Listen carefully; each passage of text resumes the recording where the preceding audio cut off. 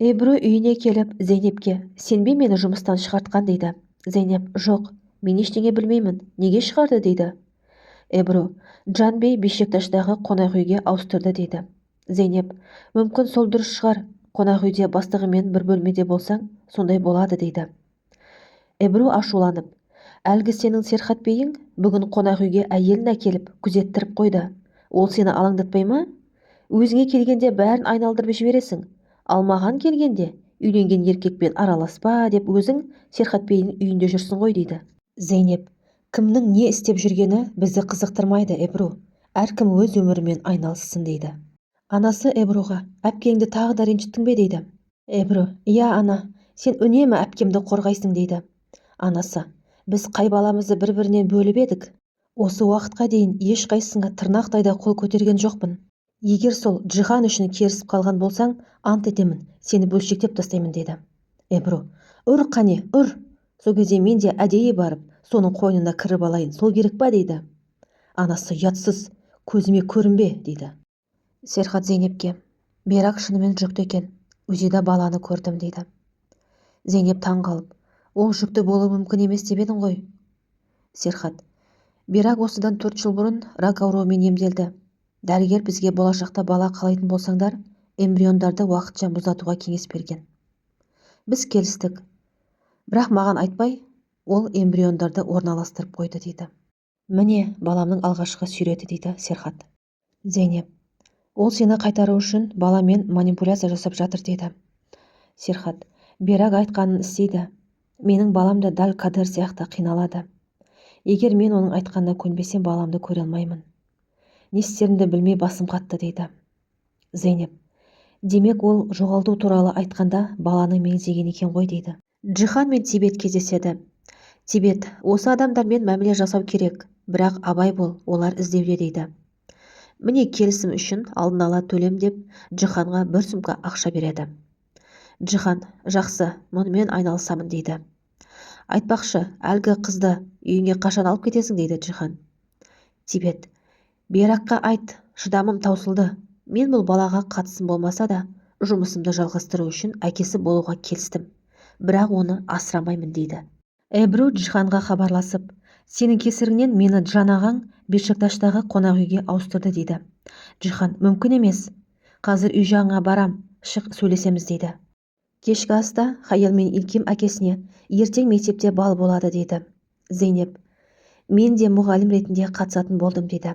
Кадер Зейнеп әпке, мен де барсам бола ма дейді. Зейнеп әрине, мен сенсіз қалай барамын дейді. Серхат онда ертең бәріміз балға барып көңіл көтерейік дейді. Серхатқа Берак хабарласып, мені қонақ үйде көңілдес сияқты ұстай алмайсың. Қазір үйге бара жатырмын дейді. Серхат сені ешкім көргісі келмейді дейді. Берак егер қазір үйге кіргізбесең, балаңды алып алысқа кетем, көрмейсің деп Серхатты қорқытады. Тюлай Ebru мен Джиханның кездескенін көріп, сырттарынан аңдып отырады. Джихан Ebruға уайымдама, сені ешкім жұмыстан шығармайды дейді. Сен маған айтып едің ғой, қомақты ақша табу үшін бәріне дайынмын деп. Ebru иә айтқанмын дейді.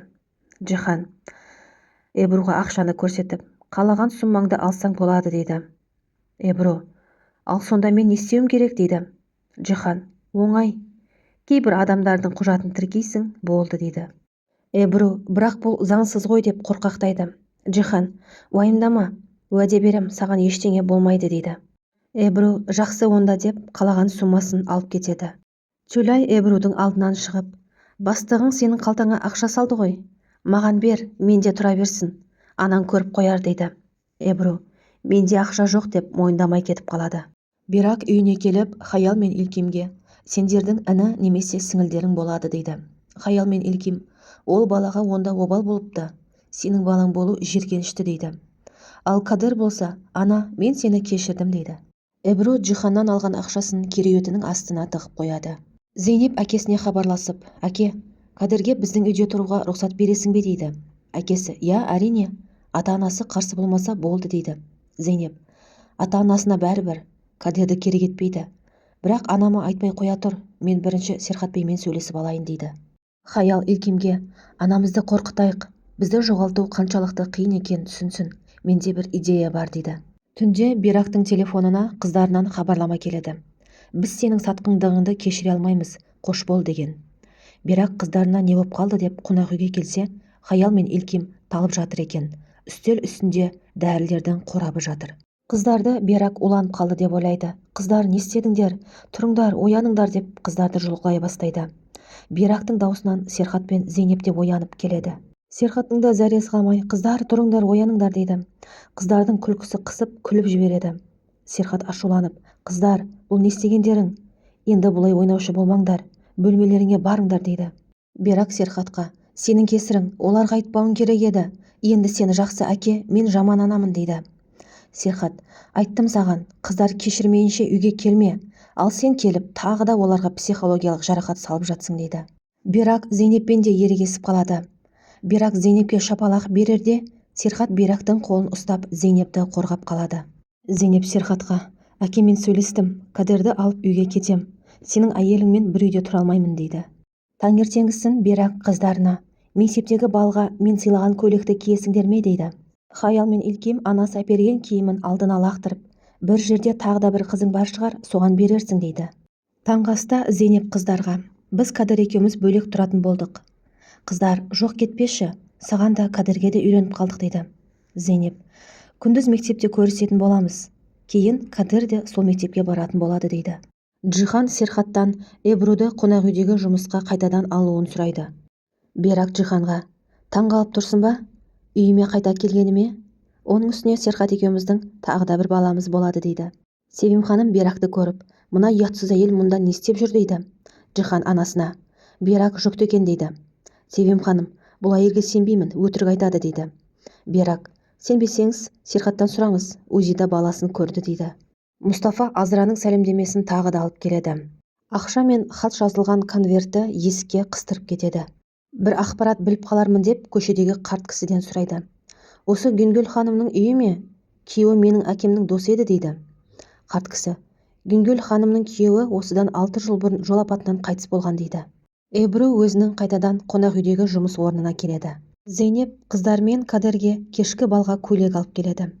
Серхат Зейнепке хабарласып, сен өзіңе көйлек алдың ба дейді. Зейнеп, жоқ, алмадым. Айлыққа дейін ақша үнемдеуім керек дейді. Бирак Тибеттің кеңсесіне келеді. Тибет, сен қайдан жүрсің? Серхат артыңнан аңдып жүрген болар, қарқ-сатқыр дейді. Бирак, қорықпа, енді ол мені аңдымайды. Тибет, неге келдің дейді. Бирак, сен Кадерді алып кетесің. Ол маған керек емес дейді. Тибет күліп, тағы не істейін дейді. Сонда сенің қызыңа сен емес, мен қараймын ба дейді Тибет. Бирак, Кадер үйде болса, Зейнеп кетпейді. Сен қызды алып кетсең, мен Серхатпен қайтадан жаңа өмір бастар едім дейді. Тибет, тыңда Бирак, қызды өсіп баққан отбасыға бер де, өзің Серхатты жайына қалдырсай дейді. Мені өзіңнің қиындықтарыңа араластырма дейді. Бирак, жоқ, оларға бере алмаймын, қызды ұрған екен. Сен Серхатқа қыздың әкесімін деп мойныңа алғаннан бастап, менің де тірліктеріме араласуыңа тура келеді дейді. Тибет Биракқа, әлгі асырап баққандардың номерін жазшы. Қорықпа, қызды оларға бермеймін. Басқа жолын қарастырамын. Тіпті Серхат та қызды таба алмайтындай етемін. Бірақ бұл менің соңғы көмектескенім болсын дейді Биракқа. Мұстафа Азраға кездесейік, көшенің басында сені күтіп тұрмын деп хабарлама жібереді. Азра анасына қазір келем деп шығып кетеді. Азра Мұстафаға, не болды дейді. Мұстафа, Азра, сен әлгі ақша жіберіп жүрген әйелдің күйеуі 6 жыл бұрын жол апатынан қайтыс болыпты. Бұған сенің қатысың бар ма дейді. Азра, сен қайдан білдің дейді. Мұстафа, Азра, маған барлығын айтып бер дейді. Азра, осыдан 6 жыл бұрын мен Серхаттың қонақ үйінде жұмыс жасадым. Бір күні түнде қонақ үйдің алдында Джан ағаның көлігі тұрды. Мен ол көлікке қатты қызықтым. Куәлігім болды, бірақ тәжірибем болмады. Ол, уайымдама, мен қасыңда боламын, тек бір айналып келеміз деді. Содан соң аяқ астынан алдынан бір кісі шығып қалды. Мен тежегішті басып үлгермедім. Осылай жол апаты болды дейді. Джан аға менің анамның жағдайын біледі. Сен түрмеге түссең, анаңа не болады деп кінәні өз мойнына алды дейді. Джан ағам өте жақсы адам, мен оған қарыздармын. Кейін Джихан пайда болды. Үнемі маған қырындап тиісетін. Мен оған қарамайтынмын. Бірақ ол апат болған күнгі аудиожазбаны тауып, мені бопсалай бастады дейді. Мұстафа, сонда әлгі флешкада сол жазба бар ма еді дейді. Азра, иә, сол жазба арқылы ол мені қатты қинап жіберді деп Азра жылап жібереді. Мұстафа, уайымдама, мен саған ол отбасы жайлы барлығын біліп беремін, және сені Джиханнан құтқарып аламын дейді. Қонақ үйге Тибет жіберген босқын келеді. Джихан Эбруға хабарласып айтып тұрады. Құжатты тіркейсің де болды, кілтін бер де жібер дейді. Эбру оның заңсыз құжатын тіркеп, бөлменің кілтін беріп жібереді. Қыздар кешкі балға өздерінің әдемі көйлектерін киіп келеді. Серхат Зейнепке тосын сый жасап, балға көйлек дайындап қояды. Көйлекті кисең қуанып қалар едім деген хаты да бар. Анасы Эбрудің төсегін жинап жатып, тыққан ақшасын тауып алады да қорқып кетеді.